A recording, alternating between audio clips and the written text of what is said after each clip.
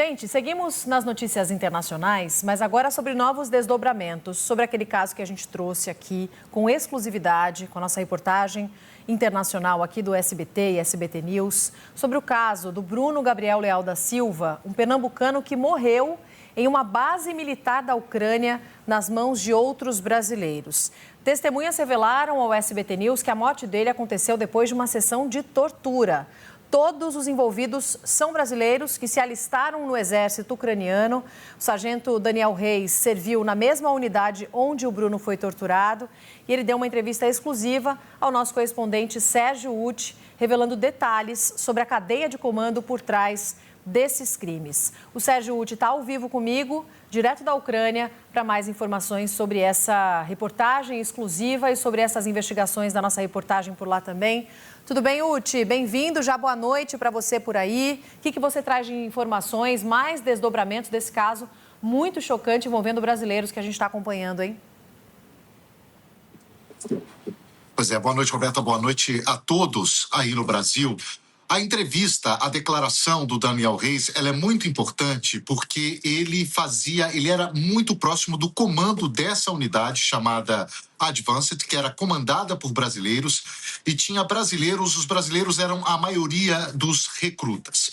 O que ele diz? Ele confirma que o comandante dessa unidade, que se chama Leanderson Paulino, não apenas sabia, como autorizou a tortura. O depoimento dele, que é dado abertamente, ele não fala em condição ele não está anônimo, ele está colocando a cara ali para falar, porque nesse momento ele está num país da União Europeia, que a gente não pode revelar, já sob proteção policial. Ele, inclusive, já fez essas denúncias para autoridades europeias e espera para falar com a Polícia Federal Brasileira, porque é um caso que tem ramificações também no Brasil. Nesse trecho da entrevista que a gente vai ver agora, ele fala sobre o envolvimento do comandante do batalhão e fala também sobre a própria participação dele em algumas sessões de espancamento. Ele começa dizendo sobre a mudança de postura dele sobre os brasileiros que querem lutar aqui na Ucrânia. Ele mesmo já foi recrutador, trouxe dezenas de pessoas para cá. Vamos ver o que ele diz. Reis, você que recrutou tantas pessoas no Brasil, hoje o que você diria para quem quer lutar na Ucrânia? Pronto. O que eu falo? Para quem está no Brasil, continue no Brasil. Se você quer ser militar, se você quer trabalhar nas Forças Armadas ou na Polícia Militar, procure fazer um concurso, prestar um concurso público, procure estudar para poder ser alguém na vida, ser bem-sucedido e trabalhar na área que você quer. Porque a guerra da Ucrânia, ela não é brincadeira. A guerra da Ucrânia, ela não é um parque de diversões. Então, você pode se deparar com pessoas boas e ruins, como aconteceu com o Bruno. E acontecer esse fato de vir a óbito, de vir morrer. Não somente pela guerra. Então, o nosso maior inimigo hoje, às vezes, não é nenhum russo. É o próprio brasileiro que está com a gente ali combatendo. Então, não são todos, mas isso que aconteceu só mostra, e o que está acontecendo comigo também, porque eu posso ser perseguido, como está acontecendo, por ele, e ele pode mandar alguém me matar. Então, assim, você que está no Brasil, permaneça no Brasil. Você que está fazendo suas atividades, permaneça fazendo suas atividades, porque às vezes você é mais feliz no que você está fazendo do que você vir para cá, achar que é um parque de diversões, achar que você vai ter um sucesso, um futuro, e o seu sonho virá um pesadelo. Você se arrepende hoje de ter participado dessas sessões de tortura, Reis? Você pensa nisso? Sim. Na verdade, eu não participei de tortura em si, né? De arrancar unha, de fazer nada disso. Mas teve alguns tipos de punições que no caso, é bater na pessoa, né? E eu acredito que isso aí nenhum ser humano, nenhum nosso inimigo, ele merece isso, entendeu? Então, eu me arrependo sim, porque já aconteceu comigo. Então, aconteceu comigo, eu não gostei, mas a gente era obrigado, né? Então, eu não levo tanta culpa porque eu sei que eu estava ali sendo uma marionete e tinha que ser obrigado, senão fariam comigo. Né? Então a gente era vítima quanto quem estava ali naquela posição. E o Paulino sabia de absolutamente tudo. Só para voltar ali, na questão do Bruno, só para voltar um pouquinho para o texto de novo. Na questão do Bruno, ele sabia o que estava acontecendo. Ele sabia que o Bruno estava sendo torturado. Sim, sabia. Ele não autorizou que matassem ele, mas ele autorizou que torturassem Não, ele. matar não. Autorizou. O remasso, sim. Então, pode fazer, mas agora, matar não. Ah, mate. Porque, na verdade, foi o quê? Tipo um crime doloso, com uma intenção de matar.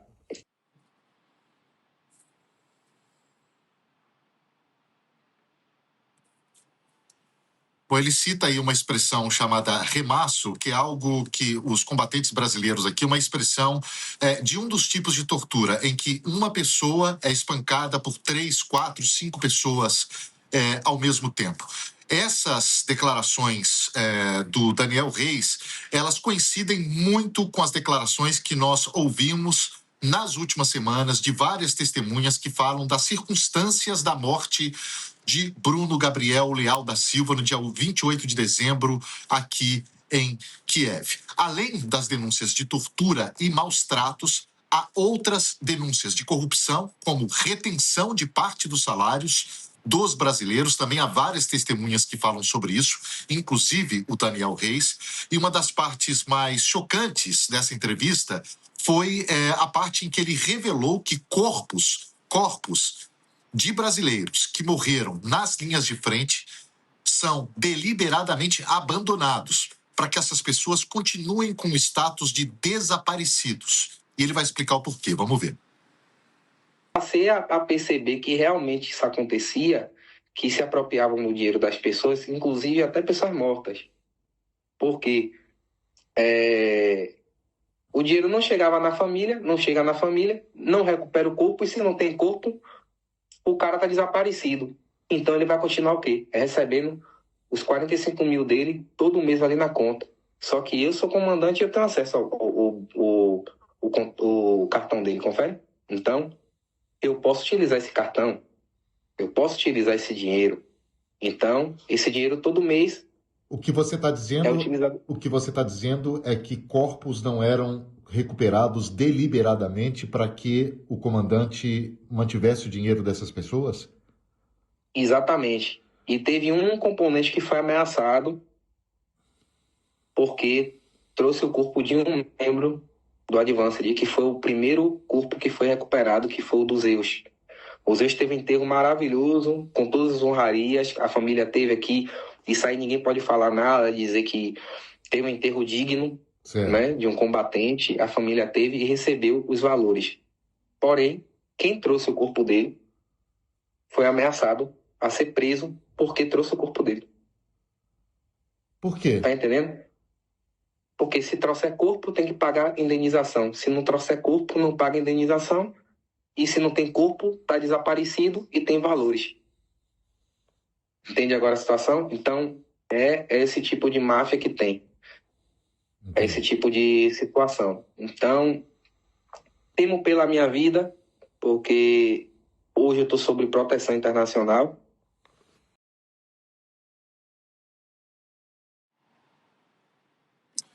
Bom, o SBT News entrou em contato com o senhor Leanderson Paulino, acusado de comandar esse esquema de tortura e corrupção em uma unidade específica do exército ucraniano, aqui em Kiev e em outras partes do país. Essa unidade atua em várias partes, mas não obteve resposta. Há uma investigação em andamento, tanto pela Polícia Nacional aqui da Ucrânia, que investiga as circunstâncias da morte de Bruno, a ouvidoria militar, aquela que fiscaliza as atividades das Forças Armadas ucranianas, determinou uma investigação sobre essas práticas nessa unidade chamada Advanced, que é comandada e que tem brasileiros em sua maioria. Por enquanto, não há nenhuma das testemunhas cita a participação direta de nenhum ucraniano. Roberto.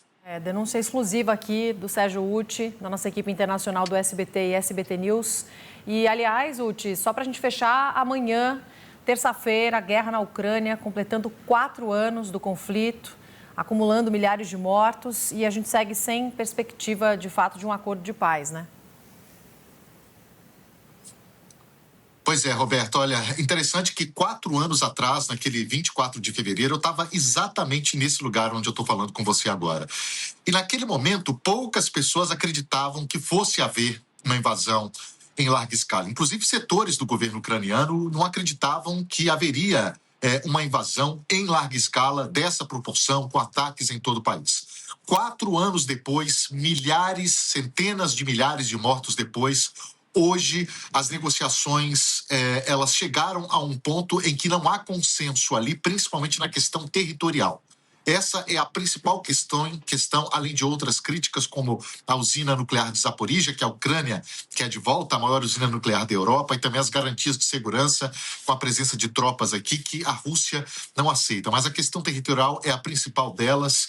A Rússia quer que a Ucrânia entregue territórios que hoje ela tem sob seu poder, principalmente em Donetsk, e os ucranianos dizem que isso não vai acontecer. E se acontecer, é preciso que haja uma votação popular, porque o presidente do país não tem poder para fazer isso. Portanto, essa é a grande questão de momento, Roberto. Tá certo, Uti, a gente vai seguir acompanhando. Muito obrigada pelas informações e, mais uma vez, parabéns pela reportagem, pelas apurações da nossa equipe. Bom trabalho.